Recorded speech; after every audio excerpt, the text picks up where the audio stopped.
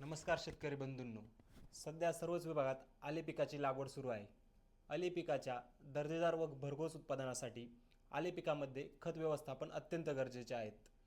आले पिकातील कंदांची लांबी, जाडी तसेच आले कंदातील नैसर्गिक तिखटपणा वाढण्यासाठी जमिनीमध्ये सेंद्रिय कर्ब असणे अत्यंत गरजेचे आहे. त्यासाठी आपण एकरी 10 ते 15 टन चांगले कुजलेले शेणखत जमिनीमध्ये पसरून टाकावेत. त्यासोबत आपण निंबोळी पेंड 120 ते 160 किलो प्रति एकर या प्रमाणात घ्यावी. तसेच आले पिकाची लागवड केल्यानंतर कंदांची एकसारखी उगवण, वाढ, फुटवे तसेच आले पिकाचा स्टंप एकसारखा मजबूत होण्यासाठी आले पिकामध्ये बेसल डोस टाकणे अत्यंत गरजेचे आहे. त्यासाठी आपण पुढील प्रमाणे बेसल डोस टाकू शकतात. बेसल डोस हा एकरी दिलेला आहे.